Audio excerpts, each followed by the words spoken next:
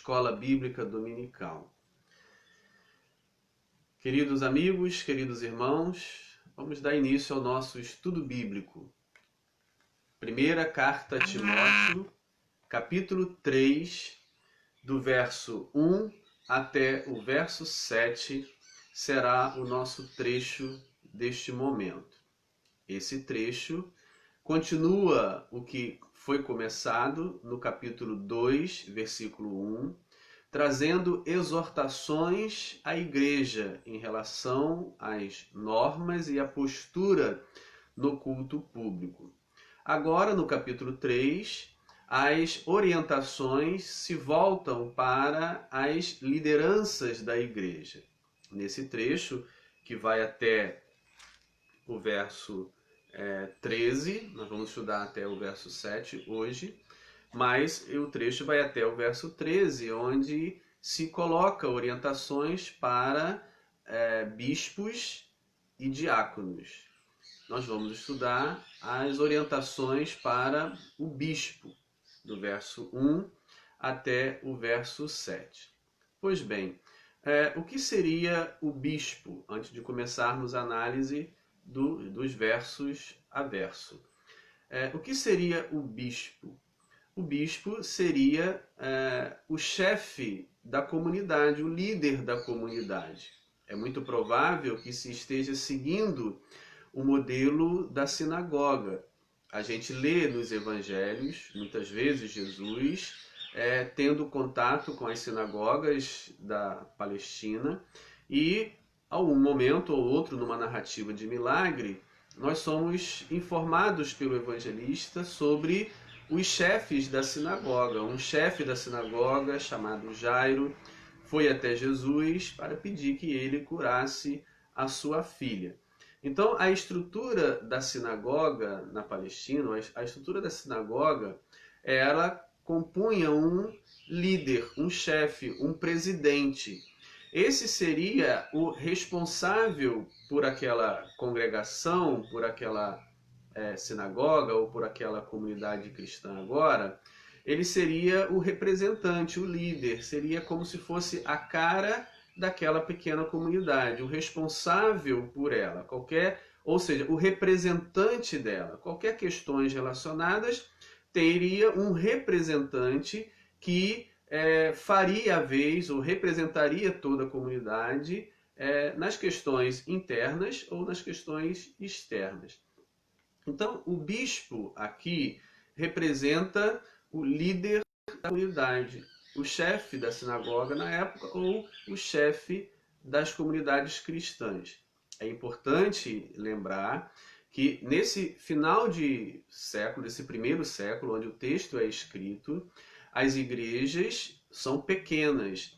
Elas se reúnem nas casas. Não existia, nesse momento da história, edifícios construídos com o objetivo de reunir a igreja.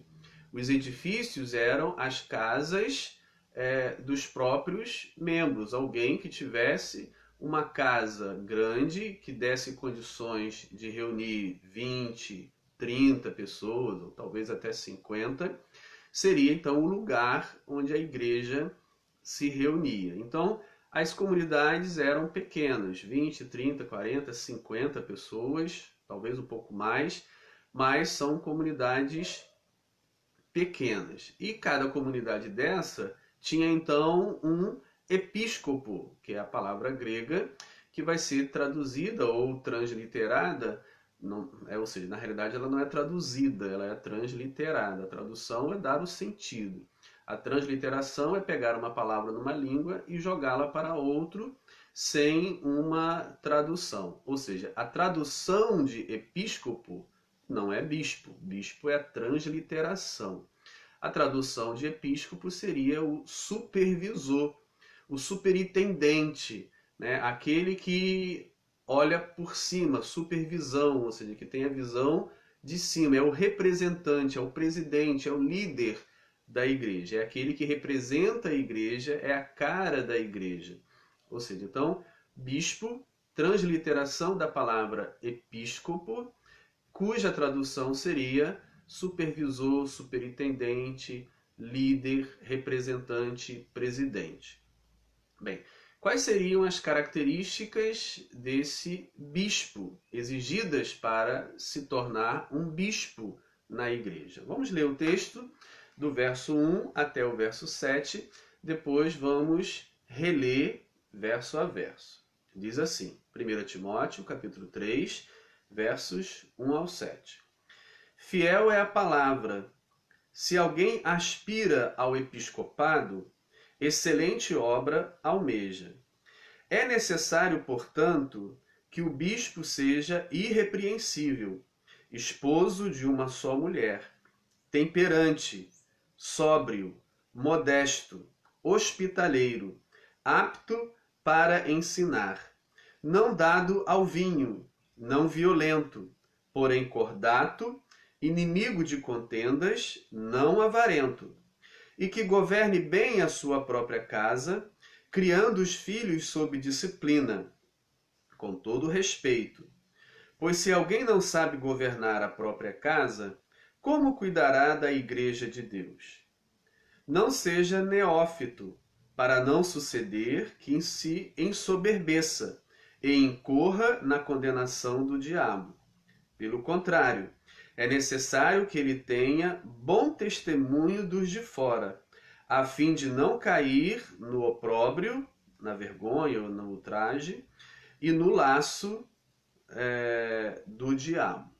Bem, então aqui nós temos as orientações para o bispo, né? Explicando novamente, bispo significa aqui no texto, final do século I, o líder da igreja, o líder da comunidade, o líder da eclesia, daquele ajuntamento local que se reúne em nome do Senhor Jesus Cristo, o líder da igreja local. Bem, aí apresenta-se inicialmente que esta palavra, ou seja, o que vai ser dito, as orientações que serão dadas são válidas, são fiéis, são verdadeiras. O que vai ser dito é algo válido, é algo importante, precisa ser considerado. Aí, continuando, o verso 1 do capítulo 3. Se alguém aspira ao episcopado, excelente obra almeja. Bem, então a gente já percebe, final do século I, como as pequenas igrejas se organizavam. Tinha o líder, o bispo, o episcopo, o supervisor, o representante. Bem, poderia, na pequena comunidade, alguém se candidatar a ser bispo. Por exemplo, ele vai falar aqui, se alguém aspira, se alguém deseja, se alguém almeja. Então, começa-se fazendo um estímulo para que na igreja, na comunidade, se deseja o episcopado, se deseja candidatar a ser bispo. Então, havia uma candidatura. As pessoas poderiam, que desejavam, que almejavam, se candidatar. Bem, é um estímulo bastante interessante, uma vez que, naquela época, naquele momento histórico, essa condição era uma condição difícil, ou seja, não trazia status social na cidade essa função de bispo de uma eclesia, de uma igreja. Ou seja, então havia mais trabalhos do que pagamentos, do que recompensas. Então, poderia haver um desestímulo na igreja das pessoas se tornarem bispos ou líder da igreja. Ou seja, havia muitas outras possibilidades de vida que as pessoas considerariam mais importantes ou mais úteis para ela e que poderiam trazer mais retorno social, ou até mesmo financeiro, ou retorno na sua realização pessoal do que ser bispo. Então, a gente já percebe que há um estímulo. Se alguém deseja ser bispo, se alguém tem a intenção no seu coração de ser o líder da igreja, de se candidatar a ser líder da igreja, ótimo! Excelente obra deseja. Ou seja, é como se a um estímulo. Alguém está dizendo, não desista desse desejo. Se alguém está desejando, ótimo, vai à frente, se candidate, coloque-se à disposição da comunidade para ser eleito e, quem sabe, conseguir essa função. Então, há um estímulo para que as pessoas almejem essa liderança da comunidade. Então, não acontecia o contrário. Se alguém entre os membros, eu gostaria de ser bispo, eu gostaria de ser um pastor hoje, mais traduzindo para a nossa modernidade, ninguém diria, não, você está errado, isso não é bom, não. Haveria um estímulo, não, ótimo, muito bem, vamos então perseguir esse objetivo. Então, o verso 1 inicia-se com esse estímulo. Se alguém aspira ao episcopado, ou seja, se alguém aspira à liderança da igreja, à supervisão da igreja, excelente obra deseja. Isso é muito bom, é algo excelente, é um objetivo nobre, é um estímulo, né? Bem, aí, a partir do verso 2, começa-se então a apresentar 16 qualidades necessárias para o bispo, para o líder da comunidade. Quais seriam essas qualidades? A gente vai analisar uma a uma ao longo da leitura dos versículos. Mas o que de antemão já poderia chamar a atenção e eu quero destacar é que essas 16 qualidades não são qualidades excepcionais, não são qualidades fora da normalidade ou difíceis de serem alcançadas e seguidas. São qualidades minimamente comuns naquele momento da história. A gente vai observar nas 16 qualidades apontadas como fundamentais para aquele que deseja o episcopado, que não há nenhuma dessas 16 faz referência a alguma questão espiritual ou alguma questão carismáticas. Por exemplo, nessas 16 qualidades não se menciona nenhum tipo de dom espiritual. Não se menciona nenhuma característica espiritual específica para a igreja. Todas as qualidades apresentadas seriam qualidades também exigidas na época para os funcionários públicos.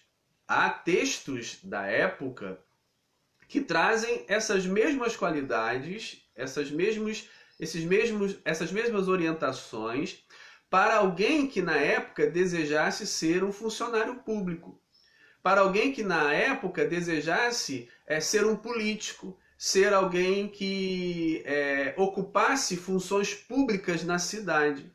Então, essas 16 características não são características somente para a igreja.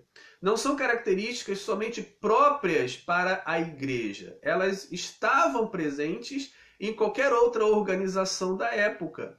Em qualquer outra estrutura da época se exigia minimamente essas 16 características, que vão tratar, primeiro, o primeiro grupo, da honestidade e da maturidade do candidato. Depois vai tratar da sua condição de se relacionar com outras pessoas. E em terceiro vai tratar de como ele se relacionaria publicamente, da sua relação pública. Então são características que serviriam para qualquer organização e servia, na época, para qualquer organização. Há um texto antigo, que eu vou deixar na descrição do vídeo, para se ser general naquele mundo greco-romano, várias características exigidas para ser general estão presentes aqui no nosso texto.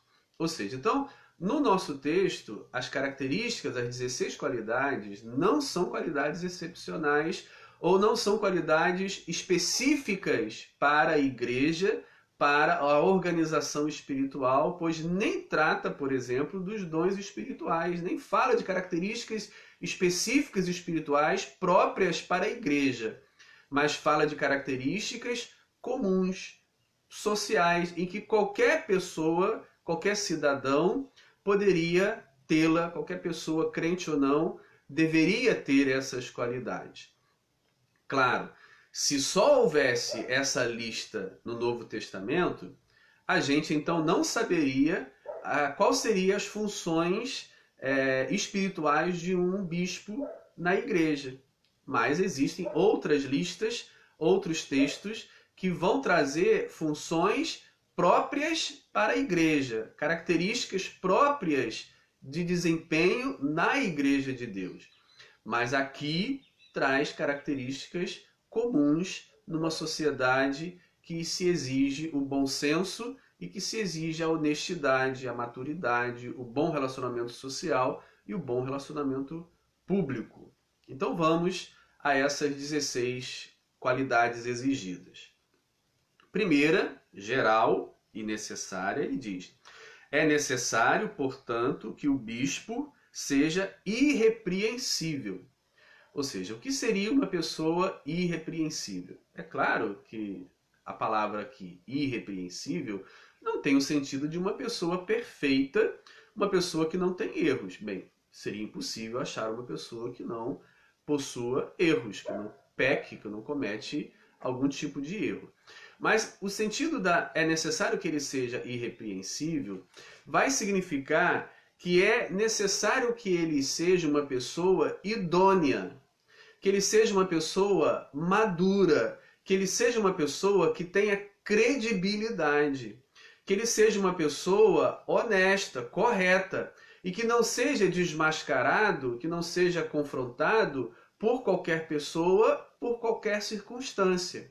Ou seja, uma pessoa que tenha o respeito, que tenha a credibilidade junto à comunidade, mas a gente vai ver no final que as características também ressoam para a sua credibilidade junto aos de fora, à sociedade como um todo.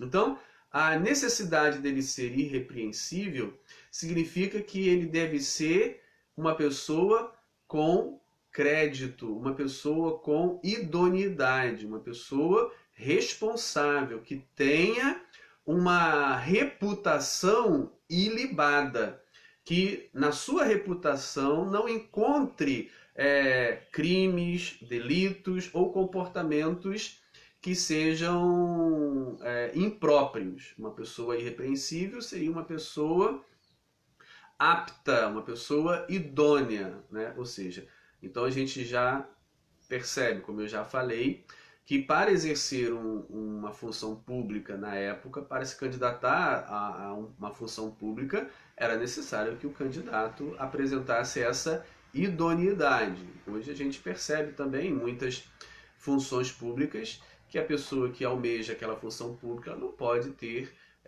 sido condenada, ou não pode ter uma reputação ruim, tem que ser uma reputação idônea. Bem, aí vamos adiantando. É necessário, portanto, que o bispo seja irrepreensível, esposo de uma só mulher. Bem, aí a gente se depara com uma dificuldade, às vezes grande, dos intérpretes, dos estudiosos, definir especificamente, o que seria essa orientação, a que se dirigiria essa orientação esposo de uma só mulher. Bem, alguns vão entender que ele não pode ser divorciado e casado novamente. É possível que isso também esteja sendo contemplado. É uma conduta exigida também ao diácono, como a gente pode observar no capítulo 3, verso 12, e também aos presbíteros, aqui nós estamos falando de bispo, aos presbíteros em Tito, capítulo 1, verso 6.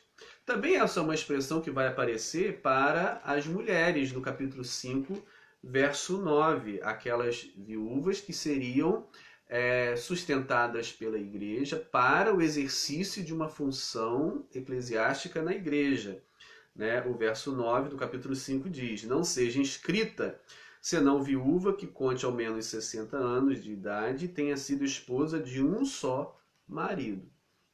Bem, então a gente percebe que essa expressão era bastante comum lá. Mas o que ela significaria dentro daquele contexto cultural da época? Isso que eu acho que deveria ser o nosso esforço para compreender o que significaria essa expressão esposo de uma só mulher naquele contexto cultural greco-romano e até mesmo judaico.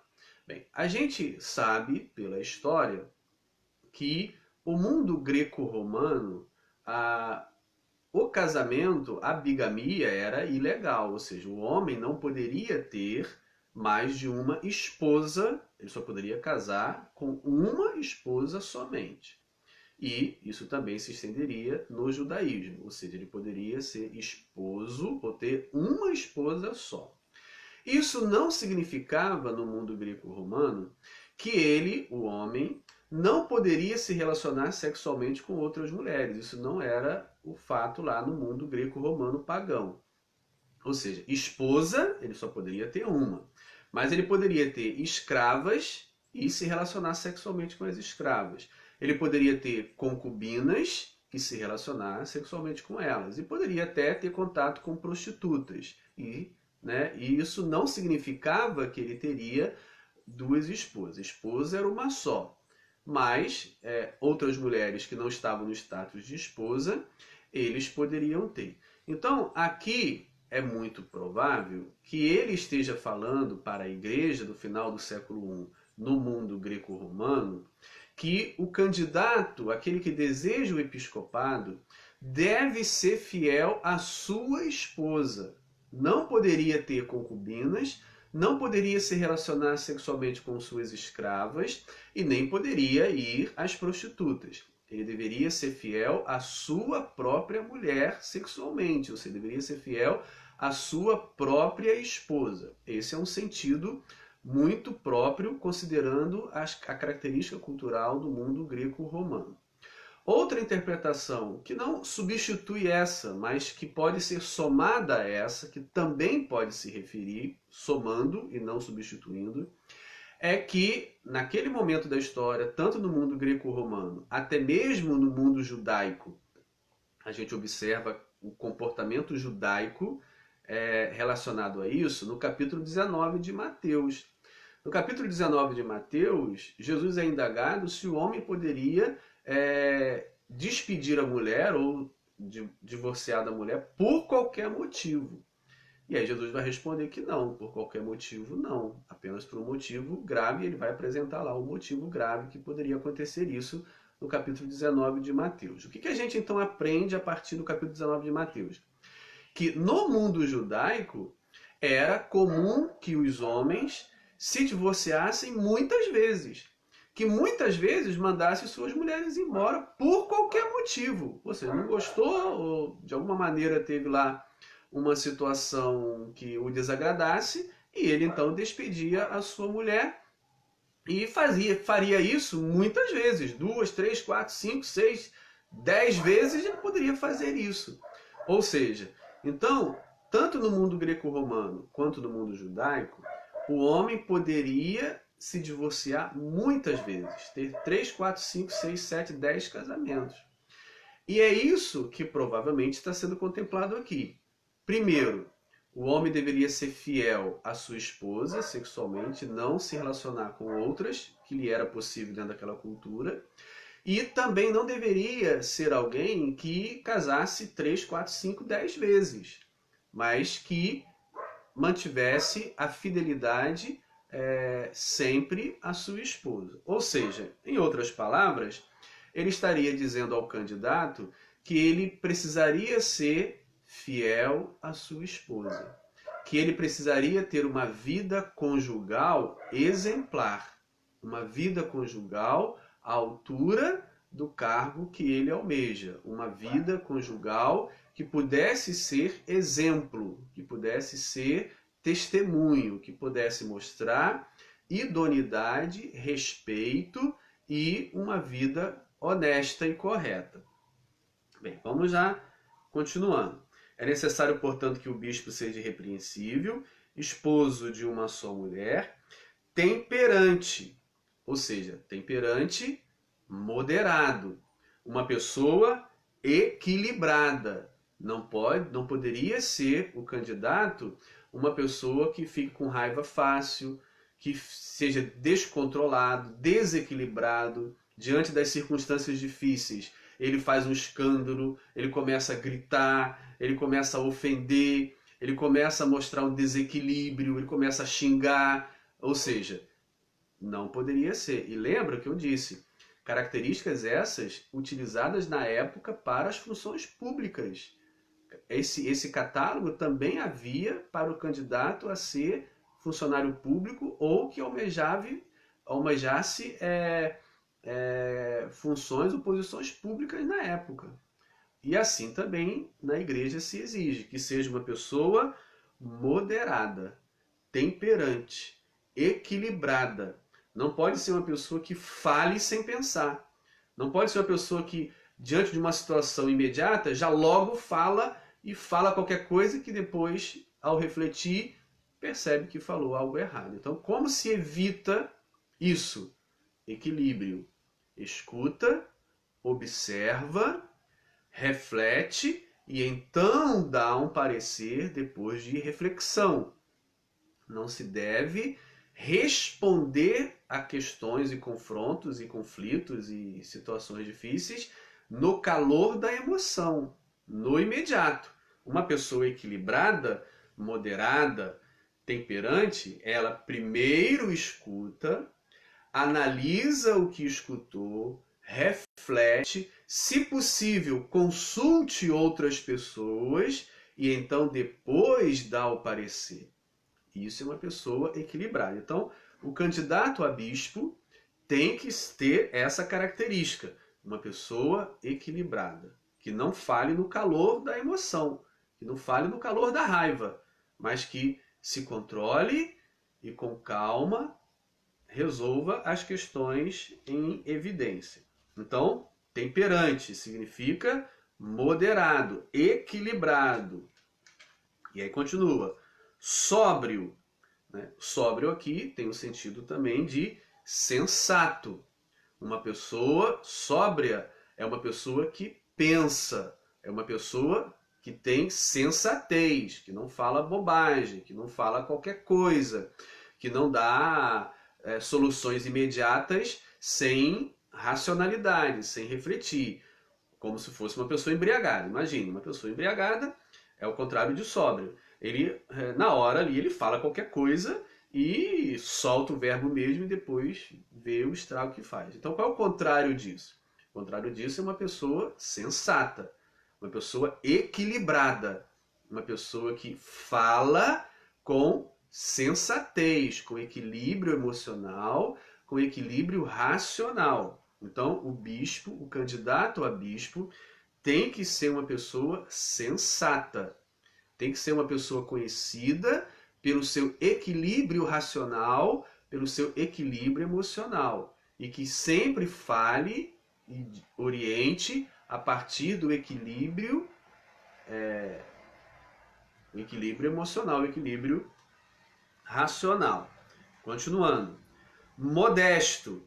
Bem, a palavra modesto aqui já apareceu, por exemplo, a palavra grega traduzida por modesto é cosmios. Ela já apareceu no verso 9 do capítulo 2, quando falava da roupa da mulher, que deveria ser cosmios, ou seja, deveria ser lá, o tradutor da Almeida Revista Atualizada traduziu como decente. É a mesma palavra que aparece aqui, que tem o sentido de organizado, bem ordenado. Ou seja, então, o candidato a bispo tem que ser uma pessoa modesta. Qual é o sentido? Bem organizado, bem ordenado. Ele tem que ter um equilíbrio de organização. A palavra cosmos vai lembrar da nossa palavra cosmos, que é o universo, que é a beleza do universo, que é a forma como o universo é ordenadamente desenvolvido. Ou seja, então ele tem que ser uma pessoa ordenada. Modesto aqui, a palavra grega tem o sentido de uma pessoa organizada. Não pode ser uma pessoa desorganizada. Uma pessoa que não tem o controle das circunstâncias e mostra um desequilíbrio organizacional. o candidato tem que ser uma pessoa organizada.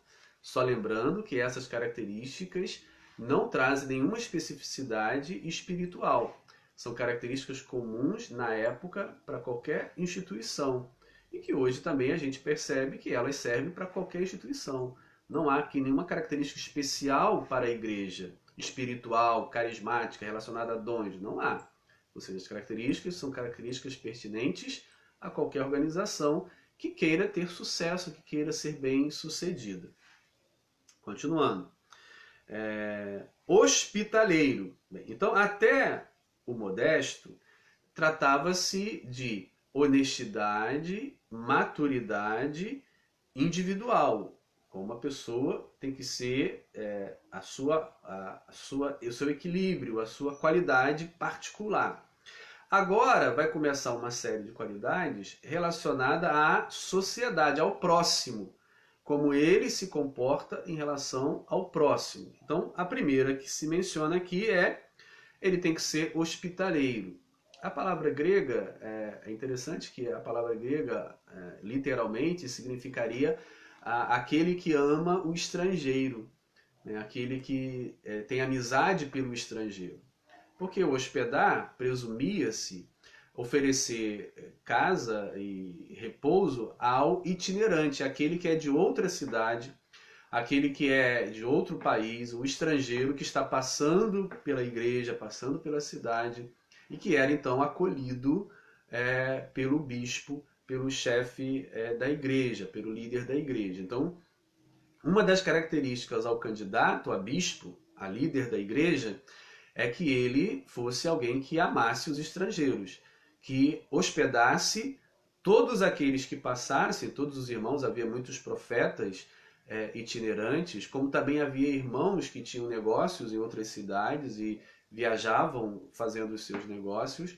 Ou seja, cabia ao líder da igreja a hospedagem desses irmãos. Então o candidato teria que ser alguém que amasse hospedar, amasse receber o diferente, amasse receber aquele que não é igual a mim, né? Que pensa diferente, que se comporta diferente, que tem cultura diferente. Então o hospitaleiro é aquele que ama o estrangeiro. Então essa é outra característica para o bispo, para o líder da igreja. E a próxima questão, final do verso 2, apto a ensinar. A palavra grega é didático. Esse apto para ensinar aqui não tem a ver com o dom espiritual de ensinar, de mestre, né? Ali está falando de dom espiritual, uma capacidade concedida por Deus para ensinar a palavra de Deus. Aqui, apto a ensinar tem o sentido de uma pessoa didática, uma pessoa que saiba falar, uma pessoa que saiba se explicar, uma pessoa que tem uma condição de claramente falar e ser compreendido. Ou seja, então, o candidato a bispo tem que ter uma desenvoltura no falar. Ele tem que ser alguém que fale claramente. Ele tem que ser alguém apto a falar e todos entenderem, né? Ou seja, tem que ser alguém que tenha didática, tem alguém que seja pronto, alguém apto, em condições de falar em público e de falar ao público. Então não pode ser alguém incapaz de ensinar e que não tenha a didática, que não tenha a condição de dominar o discurso. Então ele precisa ser apto, didático. Ele precisa ser apto a transmitir uma mensagem, um ensino e ser compreendido. Não é característica espiritual, carismática, de dons. Aqui ele está falando de características humanas. Todas as 16 qualidades aqui são qualidades humanas, possíveis a qualquer pessoa, crente ou não, tendo o Espírito Santo ou não. Por isso eram utilizadas essas características. É muito provável que o autor da carta tome esse catálogo já existente na sua época, que era utilizado para as funções públicas, ou qualquer candidato a qualquer cargo público exigisse essas características aqui. Verso 3, não dado ao vinho, ou seja, não pode ser alguém que se embriague. Não significa que ele não possa tomar vinho, mas significa que ele não se embriague, ele não perca o controle, ele não se embebedeça. Ou seja, então, veja, características para o candidato a bispo. Se você quer ser bispo, você não pode ser alguém que se embriague. Né? Não dado ao vinho significa alguém que não beba ao ponto de cair ou de perder o equilíbrio e comprometer a liderança da igreja. Imagine alguém, um líder, que no calor da sua embriaguez vai lá e começa a falar insensatamente. Ele vai colocar em risco o equilíbrio da igreja, ele vai colocar em risco a compostura da igreja. Então não pode ser alguém inclinado ao vinho no sentido de não pode ser alguém que não domine o álcool, que não domine o vinho, não pode ser alguém que se embriague. Continuando, essas são relações que vão envolver o próximo, a sociedade. Né? Não violento, ou seja, isso significa não goste de brigar. Então, o candidato a bispo, o candidato a líder da igreja, não pode ser alguém que ame uma briga. Não pode ser alguém que dá uma boiada para entrar numa briga, que procura os confrontos, que procure as discussões, que procure as rixas, que promova brigas. Né? Não pode ser alguém assim. A gente percebe hoje, por exemplo, nas redes sociais, muita gente, muito cristão, ficaria reprovado de ser líder da igreja, de ser bispo. Porque a gente percebe quantas pessoas nas redes sociais buscam a briga, né? Elas gostam da briga, elas promovem a briga, elas querem brigar e elas não podem ler nada que seja diferente do seu pensamento, que começa a brigar, começa a ofender a pessoa que escreveu e começa assim, como se a gente até imagina sangue nos olhos e dentes encostando um no outro. Então o candidato a bispo não pode ser alguém que goste de briga, ou seja, não pode ser alguém violento. Ou seja, não violento na mão, né, propriamente dita, nas vias de fato, mas também não violento na linguagem, nas palavras. Então, não violento, não gosta de brigar, não gosta de briga, se afasta das brigas, se afasta dos confrontos, não é alguém que mergulha no confronto. Então, se você deseja ser um candidato a bispo, tem que rever, caso esse seja um problema seu, tenha que rever esse comportamento. Não pode ser uma pessoa que goste de brigar e que procure a briga e que promova a briga. Continuando. Porém, deve ser cordato, ou seja, um gentleman, uma pessoa educada, uma pessoa que seja agradável. Né? Uma pessoa cordata é uma pessoa que age com o coração, uma pessoa amiga, uma pessoa educada, uma pessoa que valorize o outro. Então, não pode amar a briga, não pode ser uma pessoa que deseja a briga, pelo contrário, tem que ser uma pessoa cordata. E uma pessoa cordata sempre abre mão de brigas. Né? Muitas vezes prefere passar como errado para não entrar na briga. Então, o candidato a bispo tem que ser uma pessoa cordata, tem que ser um gentleman, uma pessoa educada, né? Uma pessoa amena. E aí ele continua. Inimigo de contendas. Ou seja, mais uma vez aquilo relacionando-se a brigas e confrontos com o outro. Inimigo de contenda. Não pode ser uma pessoa que busque o confronto, que busque a briga, que busque a contenda. Ele tem que ser inimigo da contenda. Se há contenda, ele é o primeiro a promover a paz, a promover a união, o perdão, a reconciliação, e não estimular as partes a continuarem contendendo e até mesmo assumir uma das partes na briga, na contenda. Então ele tem que ser alguém inimigo de contendas. Se há uma contenda, precisa resolver, precisa apaziguar, precisa trazer a paz. Não pode ser alguém que ame a contenda. Final do verso 3, não avarento, ou seja, não pode ser alguém que ame o dinheiro, né, que deseje o dinheiro a qualquer custo, que faça qualquer coisa pelo dinheiro, que se comprometa até situações ilegais para ganhar dinheiro. Não pode ser avarento, não pode ser alguém que trabalhe, se mova apenas pelo dinheiro. Muitas pessoas só trabalham pelo dinheiro, muitas pessoas só vivem pelo dinheiro, muitas pessoas fazem qualquer coisa pelo dinheiro. Até tem, né, um programa na televisão que diz topa tudo por dinheiro. Então tem pessoas que topam tudo por dinheiro. Esse não é um candidato a bispo, né? Pessoa que topa tudo por dinheiro não pode ser um candidato ao bispo, a ser líder da igreja. Tem que ser uma pessoa que não seja movida pelo dinheiro, que não ame o dinheiro. Não pode ser alguém avarento. Trabalhe, precisa do dinheiro, mas o dinheiro não é a coisa mais importante na vida desse candidato. Não pode ser. Verso 4. Que governe bem a sua própria casa, criando os filhos sob disciplina, com todo respeito. Bem, aqui temos uma característica que pode até chocar as pessoas na nossa modernidade, no nosso mundo de hoje.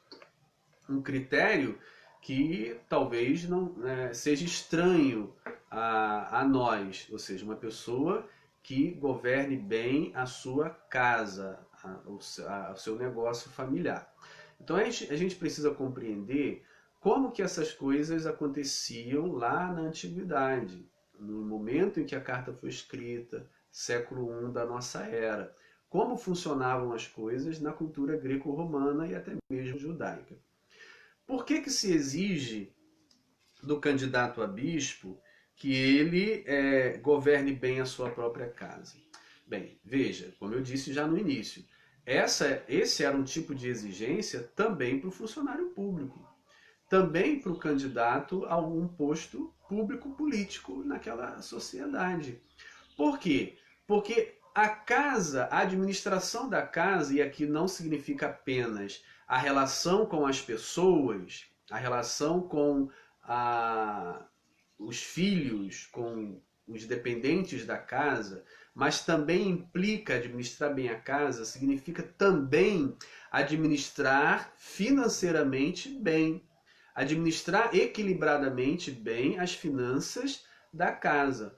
Por quê? Porque esse era o critério de avaliação de alguém que era um bom administrador. Porque a primeira coisa que a pessoa tinha para administrar era a sua família, era a sua própria casa, eram os seus negócios particulares, eram os seus negócios familiares. Se ele se desenvolvia bem, se ele conseguia se relacionar bem com os filhos e com todos os dependentes da sua família, se ele conseguia administrar bem os recursos financeiros da sua casa, então, automaticamente, ele conseguiria administrar uma instituição maior. Bem, vamos considerar que a casa tivesse 5, 10 pessoas. Uma igreja seria 30, 40, 50 ou mais um pouco. Então, se você não consegue administrar 3, 4, 5 pessoas e ter um relacionamento com 3, 4, 5 pessoas que possibilite uma vida saudável, como você vai fazer isso com 50 pessoas? Se você não consegue administrar os recursos, que provavelmente são menores, financeiros da sua casa, como você vai administrar os recursos, que provavelmente são maiores, de uma outra instituição ou da igreja, por exemplo? Então, o padrão de referência, né, o teste, era a própria casa. Mas veja que a gente já percebe aí naquela característica cultural da época que várias pessoas estariam então impróprias para serem candidatos a líder da igreja. Por exemplo, a mulher não poderia ser porque ela não governava a sua casa. Mas não é só a mulher que não poderia ser. Muitos homens também não poderiam ser. Por exemplo, filho não poderia ser líder da igreja. porque ele não tinha ainda a sua própria casa que administrasse, ele estava sob a administração do pai. Então o filho solteiro, que não tivesse a sua própria casa, o filho não poderia se candidatar a líder da igreja. O escravo também não poderia se candidatar a líder da igreja, porque ele não tinha uma casa para administrar. Pelo contrário, ele era um objeto de outro. Qualquer pessoa que tivesse agregada a uma casa, que fosse membro de uma família, não poderia ser líder da igreja. Por isso a gente percebe que há um choque quando a gente lê isso na nossa cultura hoje. Porque na nossa cultura hoje, isso não se aplicaria. Não se aplicaria o critério de administrar bem uma própria casa. Porque muitas pessoas ficariam excluídas. Muitas pessoas, então, não poderiam ser líder da igreja e, principalmente os mais pobres, não poderiam ser membros da igreja, porque os mais pobres equivaleriam aos servos e aos escravos da época, que não tinham uma casa. É importante ressaltar que quando aqui fala de administrar bem a sua casa, não significa a casa hoje. Não significa a família com apenas a relação com a pessoa, pai, mãe e filho. A casa, na época, era um empreendimento que envolvia pessoas e envolvia negócios. Então, casa, oikos, ou oikia, era o termo para todo o conjunto de negócios e gente que compunha um grupo cujo chefe era o homem, um pai, um marido. Então, quando aqui fala de administrar bem a casa, está falando de administrar bem as pessoas e o negócio da família. Com isso, várias pessoas ficariam de fora, como, por exemplo, eu já disse, mulheres, filhos, servos, escravos. Ou seja, então na igreja daquele momento da história, só quem poderia se candidatar a ser líder da igreja era alguém que tivesse uma casa, família barra negócios equilibrado, que administrasse bem a sua casa, ou seja, pessoas e finanças de forma bem, para então poder administrar a igreja. Com isso a gente percebe que é preciso ter uma leitura prudente dessa parte do texto, em que hoje esse critério de um gestor de oikia não poderia ser aplicado aos nossos dias, porque a gente percebe que há muitas outras pessoas que poderiam administrar, ser bispo na igreja e que não têm um negócio próprio bem sucedido e que não tenha uma família, por exemplo, uma pessoa solteira, um viúvo, né? Ou até mesmo mulheres, em algumas comunidades, muitas vezes são líderes de igreja. Então a gente percebe que a gente precisa filtrar aquilo que era uma característica cultural da época e o que é a palavra de Deus que atravessa as culturas, que atravessa as épocas. Às vezes, eu conheço comunidades, talvez hoje menos, mas alguns anos atrás eram muito mais comuns, e isso me chamava bastante atenção quando eu chegava em algumas igrejas e observava quem eram os presbíteros, como se chama hoje nas casas de oração, mas bispo ou líder da igreja. Em algumas igrejas eu observava que normalmente eram pessoas de negócio, eram pessoas que tinham empresas próprias, eram pessoas que eram negociantes bem-sucedidos, que eram pessoas que tinham funcionários, que eram líderes de empresas, que tinham recursos próprios. Muitas vezes porque não se remunerava, mas muitas vezes por razões que eu ficava pensando, mas por que nessa comunidade todos os líderes são pessoas que têm negócio próprio? Aí eu lembro desse texto aqui, lá no século I, que administre bem a sua casa. Na época que o texto foi escrito, casa significava também negócios, família e negócios. Aí eu fico pensando que talvez eles estejam lendo o texto ao pé da letra E entendendo que só pode ser presbítero da igreja ou líder alguém que tenha próprio negócio, que seja bem sucedido no seu próprio negócio. Não sei, eu fico até refletindo sobre isso, se é por aí ou não é. Mas o que eu quero deixar claro nesse momento é que a gente precisa distinguir entre características da cultura de uma época, ou da época que o texto foi escrito, e a nossa modernidade, e extrair a palavra de Deus, o conceito, a mensagem de Deus que independe disso. Ou seja, na nossa modernidade a gente percebe que uma pessoa que não administra um negócio próprio pode ser líder da igreja. Né? Uma pessoa que seja viúva, uma pessoa que seja solteira, pode exercer a liderança da igreja. Não necessariamente tem que ser alguém que tenha a administração da sua casa, no sentido de pessoas com filhos, por exemplo, pode ser uma pessoa casada com a sua esposa e que não tenha filhos. Né? Ou seja, então, ao pé da letra, fica restrito à característica cultural da época. E a palavra de Deus vai muito além disso, ou seja, tem que ser uma pessoa capaz de administrar. No sentido mais conceitual e da mensagem divina, administrar bem a sua própria casa se refere ou significa que seja um bom administrador de pessoas e de coisas. Então, continuando, aí ele diz no verso 5: Pois se alguém não sabe governar a própria casa, como cuidará da igreja de Deus? Ou seja, se ele não sabe administrar pessoas, um grupo pequeno, como ele vai administrar pessoas, um grupo maior? Se ele não sabe administrar os poucos recursos que ele tem na sua casa, como ele vai saber administrar os recursos maiores financeiros que há na igreja? Então, era o parâmetro, era o currículo exigido para o candidato ser líder da igreja. Continuando, verso 6, não seja neófito, ou seja, não poderia ser novo convertido, não poderia ser candidato a líder da igreja alguém que se converteu ontem, alguém que se converteu no ano passado. Né? Teria que ser alguém que já tivesse uma caminhada de experiência no evangelho, na igreja, no reino de Deus. Por quê?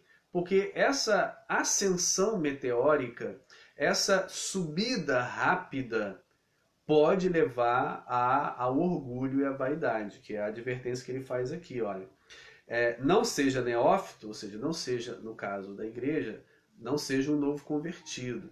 E no caso da sociedade, de uma forma geral, não poderia ser uma pessoa muito jovem, que também se aplica à igreja. Não pode ser uma pessoa muito jovem. E como, por exemplo, para o general, no texto que eu citei, exigisse, não pode ser muito jovem, também não pode ser muito velho. Tem que ser alguém da meia idade que pudesse ter condições físicas para trabalhar, saúde física, e também experiência mental para lidar com as situações. Mas no âmbito da igreja, o neófito aqui seria o novo convertido. Então, não pode ser um novo convertido, não pode ser neófito, para não suceder que se ensoberbeça. Ou seja, como é que a pessoa vai se envaidecer? Quando ela tem esse crescimento, essa subida meteórica, rápida demais, sem que houvesse um amadurecimento, sem que experimentasse situações adversas, sem que fosse testada em situações difíceis, e logo de cara coloca, pode levar ao envaidecimento, a achar que é melhor que os outros, e pode levar à soberba, como é a orientação aqui. Não seja neófito, não seja novo convertido, para não suceder que ensoberbeça e incorra na condenação do diabo. Há muitas interpretações possíveis para essa frase, e incorra na condenação do diabo. Eu preferiria entender para que não seja condenado como o diabo foi. Né? Porque, segundo a tradição bíblica, né, do Antigo Testamento, a condenação, o grande pecado do diabo foi a soberba, foi querer se achar maior que Deus ou tomar o lugar de Deus. Então o neófito, um novo convertido que é alçado a líder em pouco tempo, ele pode se ensoberbecer, achar que é melhor que os outros e aí cair na mesma condenação que o diabo caiu. Então esse é o sentido que eu preferiria entender, mas há outras possibilidades para entender essa frase. Verso 7. Pelo contrário, é necessário que ele tenha um bom testemunho dos de fora. Bem, agora está falando das relações públicas. A pessoa, para ser líder da igreja, para ser o bispo da igreja, ele tem que ter idoneidade, respeito das pessoas de fora da igreja, da sociedade. Ele tem que ser uma pessoa idônea na sociedade. Porque se ele não for idônea, uma pessoa respeitável na sociedade, a igreja vai carregar a imagem negativa dele. Ou seja, se a sociedade não respeita aquela pessoa, se fora da igreja, se na cidade aquela pessoa não é respeitada, não é idônea, automaticamente toda a igreja liderada por ele vai sofrer os efeitos dessa difamação, dessa falta de idoneidade dele. Porque como líder da igreja, ele é o representante da igreja, ele é a cara da igreja. Ou seja, ele representa todos os irmãos da igreja. Se esse representante é mau caráter, desonesto, uma pessoa mal falada na cidade, na sociedade, automaticamente a igreja carregará a má fama daquele líder. A igreja também sofrerá os efeitos dessa má fama. Por isso, ele tem que ter um bom testemunho, tem que ser uma pessoa idônea das pessoas de fora da igreja. Ou seja, tem que ter um currículo, uma vida exemplar na sociedade, nas suas relações sociais. Caso contrário, não poderia ser candidato a bispo. Continua. Pelo contrário, é necessário que ele tenha bom testemunho dos de fora, a fim de não cair no opróbrio, ou seja, opróbrio aqui, o sentido é injúria, ultraje, ou seja, vão falar mal dele, vão acusá-lo dos crimes e do comportamento desorganizado dele.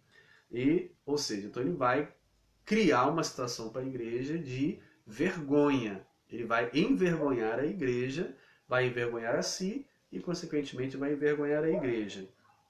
Então, tem um bom testemunho de fora, a fim de não cair na vergonha, na injúria popular e no laço do diabo, na rede, né? Que ele não seja enredado pelo diabo, ele se embanane, né? Imagine o peixe, como é que ele fica na rede, ele se enrola na rede e ele não consegue sair.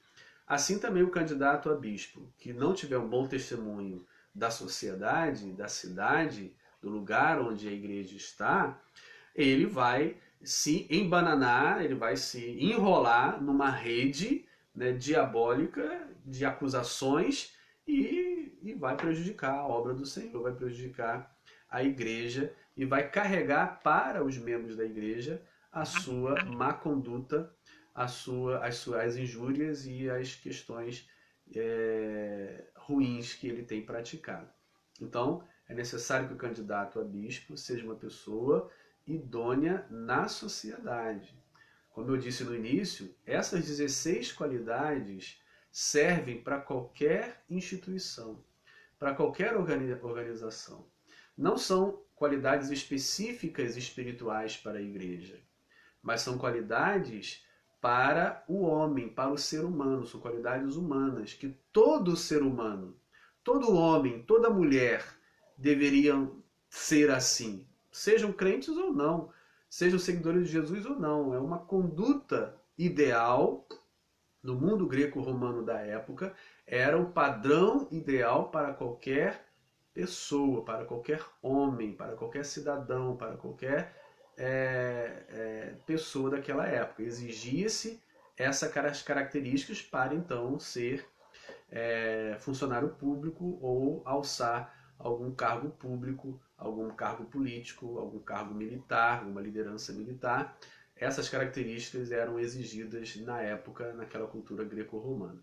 Ou seja, então o autor da primeira carta a Timóteo não trata aqui de questões específicas espirituais, não trata aqui de questões carismáticas, dos dons, né, ou da igreja especificamente, mas ele toma um catálogo da sua época para qualquer organização e traz para a igreja. Em outras palavras, essas qualidades, essas 16 qualidades, seria o mínimo possível, o mínimo exigido. Claro que precisaria-se de muito mais coisas do que essas aqui para ser um líder da igreja. Mas aqui é como se ele dissesse, olha, o mínimo para ser candidato é isso aí.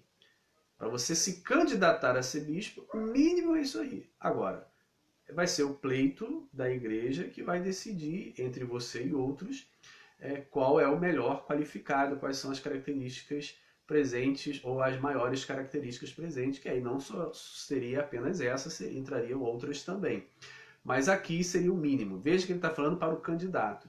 Se você, lá no verso 1, se você deseja se candidatar a ser bispo da igreja, a ser líder da igreja, ótimo, excelente. Estimula-se a toda pessoa se candidatar a ser bispo da igreja. Convém que para ser candidato, você tem que ter essas 16 características. Para ser candidato, não significa que tendo as 16 você vai ser eleito. Mas para ser candidato, tem que ter essas 16 qualidades apresentadas aqui.